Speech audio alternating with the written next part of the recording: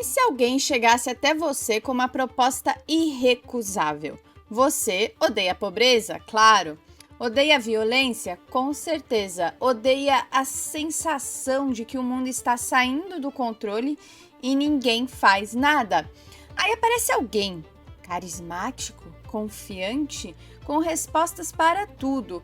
E ele diz: eu me preocupo com o mesmo que você e eu vou resolver tudo isso, todos os seus problemas de uma vez. Maravilha! Era isso que você queria. Só tem um precinho pequenininho, quase simbólico, você nem vai sentir. Ele não quer seu dinheiro, não é isso. Não quer sua casa, quer uma coisinha abstrata, intangível que você mal consegue segurar na mão. Só a sua liberdade. Mas calma, nem é a sua especificamente, é a dos outros, dos malvados, dos bandidos, dos terroristas. Ele só vai tirar o direito dos inimigos da nação, de indivíduos considerados ameaça à estrutura do Estado, pessoas antidemocráticas, daqueles que, convenhamos, não merecem muitos direitos mesmo. Parece razoável, não é? Parece até justo. Aí você apoia essa pessoa razoável do amor. E é exatamente aí que começa toda a ditadura da história. Senhoras, senhores, Catarina aqui. Não esqueça de curtir o vídeo e se inscrever no canal para continuarmos espalhando as ideias de liberdade. Vale a pena abrir mão da liberdade pela promessa de segurança? Seja segurança contra a violência física ou segurança econômica. Alguém prometendo que vai acabar com a fome, por exemplo. Todo mundo quer que isso acabe, não é algo polêmico. O que divide as pessoas é o como. Pegue esse objetivo e separa dois grupos. Um à esquerda e o outro à direita. A direita diz que o como é mais liberdade, mais mercado, mais concorrência, mais espaço para inovar.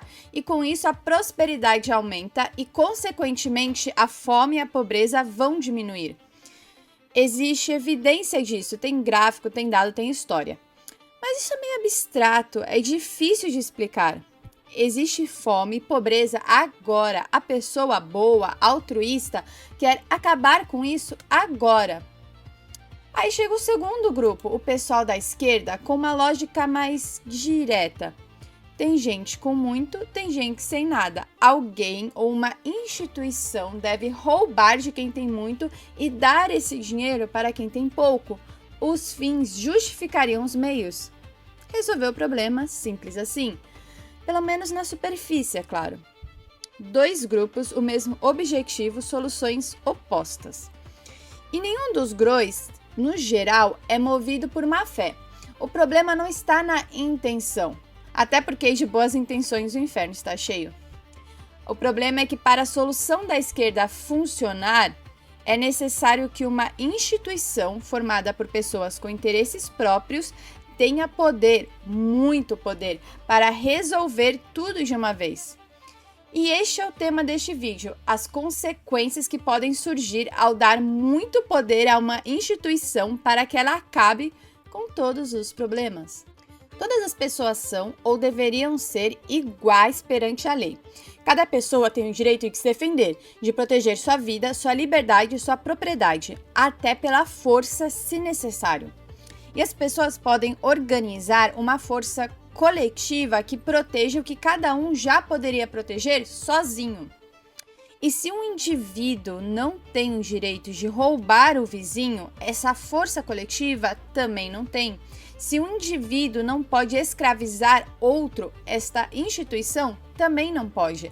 O poder coletivo não pode fazer o que o poder individual não pode fazer. Este conceito tem que ficar muito claro. Se ficou qualquer dúvida, eu recomendo a leitura do livro A Lei, de Frederic Bastiat. Aliás, estava pensando em fazer alguns vídeos comentando essas leituras. Se vocês querem ver isso, deixa nos comentários. Sem comentários, sem vídeo. Então, voltamos ao ponto central do vídeo. Como a democracia se torna um ambiente propício para uma ditadura? Tem uma dinâmica cruel no poder centralizado que as pessoas raramente percebem. Quando você cria uma instituição com poder suficiente para resolver todos os problemas, distribuir riqueza, controlar preços, decidir quem pode produzir o quê, você cria também pessoas gananciosas para conseguir este poder para si e usar para interesse próprio. Quem são essas pessoas? Não são os mais competentes, não são os mais honestos, os mais dispostos a prometer o impossível, dispostos a culpar o inimigo quando a promessa não se cumpre, dispostos a silenciar quem discorda, porque quem discorda está atrapalhando a solução. Essas pessoas são as mais eficientes em criar ódio, medo e promessas fáceis.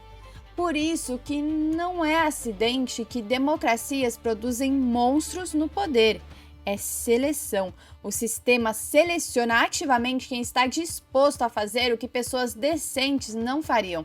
Quando alguém promete uma solução fácil, desconfie. É mentira. Estão mentindo na sua cara e você está acreditando. Envie esse vídeo para quem acredita em uma mentira fácil. Vamos ver se conseguimos abrir os olhos de algumas pessoas. Tiranos raramente chegam ao poder dizendo que serão tiranos.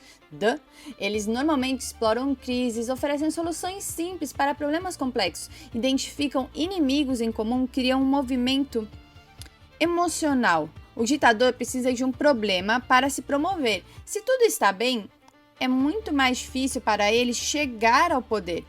E aí esse inimigo em comum pode ter várias formas, uma crise econômica, uma crise climática, uma crise antidemocrática ou de segurança.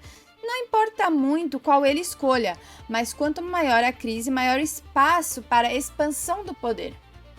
O pretensioso ditador precisa criar um medo, um desespero para se vender como solução. Aí entra o discurso baseado no ódio. Só é claro que ele não vende seu discurso assim. Precisa de uma embalagem bonita, que é na verdade um discurso de ódio, acusando os outros disso, claro, usando as piores palavras possíveis para descrever outro ser humano. Eu vou dar um exemplo, mas é um exemplo fictício, claro. Não estou pensando em ninguém agora. O aspirante a tirano, eu vou pegar uma letra aleatória do alfabeto. O que vem depois do K, o L. Pode ser o L. Então, o tirano L acusa os seus adversários políticos de serem homofóbicos, misógino, racista, machista, fascista, genocida, canibal. Em 2022, um candidato chamou outro de canibal, mas é só coincidência, tá? Aí o L faz esse discurso de ódio, acusa o outro de ser do ódio, fala que ele próprio é do amor. Olha a loucura, se o L está chamando os outros dos piores adjetivos que existem, é ele que está espalhando ódio, mas ele acusa o outro de ser do ódio. E o pior é que muita gente acredita nisso. Aí um lado cria todo esse ódio contra o outro e não é surpresa quando aparece um louco consumido por esse ódio e tenta matar uma pessoa. Tentaram matar o Trump, tentaram matar o Bolsonaro e mataram o Charlie Kirk. Essas pessoas foram consumidas pelo ódio criado por toda uma narrativa de chamar o outro de grupo intolerante do ódio. Então não acredite em ninguém que finge ser santo, carismático do amor, mas que na verdade, quando você pega o discurso dessa pessoa, é recheado do oposto que ela diz defender. Outro jeito de identificar um ditador, ele sempre vai defender 4 coisas. 1. Censura. Porque é muito inconveniente alguém expondo o que eu acabei de falar. E criticar autoridades passa a ser considerado antidemocrático. 2. Acabar com o direito das pessoas de se defenderem. Proibição do armamento civil. 3. Desumanizar pessoas. Aquele ciclano é fascista e qualquer violência contra fascista é justificável. E 4. Direitos coletivos para um grupo seleto. Talvez este não seja tão óbvio quanto os outros, eu vou explicar.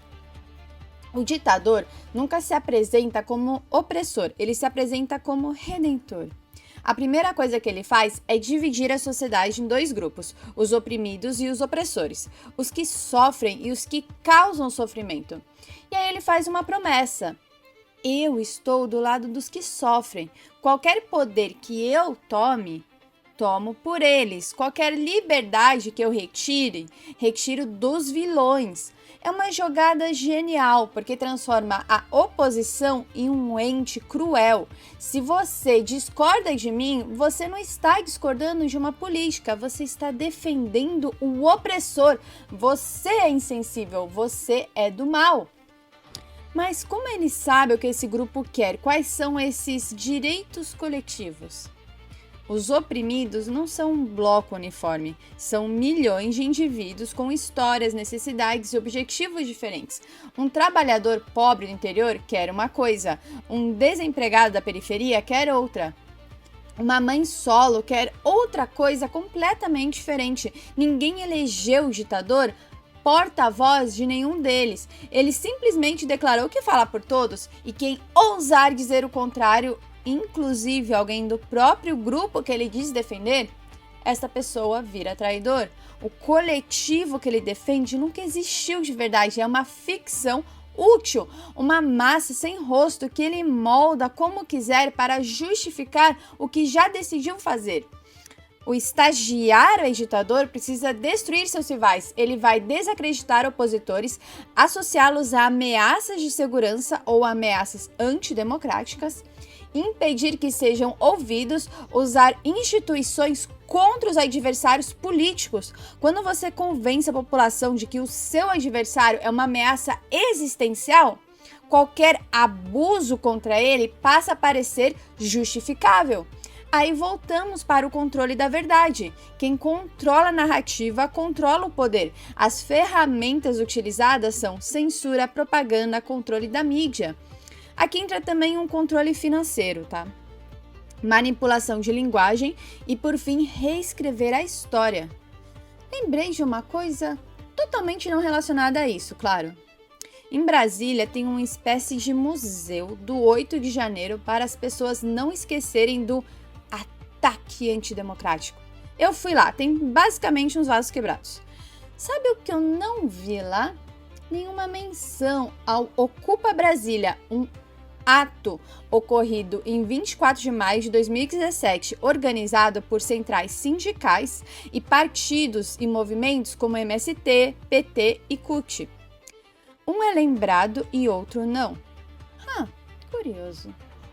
Mas isso não tem nada a ver com o assunto do vídeo, claro. Desculpa eu devagar aqui. O aspirante a ditador vai sempre ser contra a liberdade de expressão.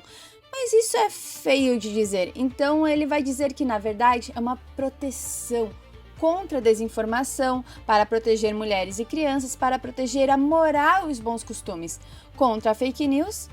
E claro que para isso, em 2026, ele precisa controlar as redes sociais, que passa a ser uma ameaça e não precisa nem ser uma censura direta. Hoje em dia, o pretendente ao poder absoluto não queima livros em praça pública, ele instaura um medo e as pessoas se autocensuram. Outro fato aleatório que eu lembrei agora, uma pesquisa nacional realizada pelo Instituto Civis revelou que em 2026, 57,5% dos brasileiros acreditam que é proibido ou configura crime acusar publicamente o STF de prejudicar a democracia. Em 2023, esse índice era de 35%.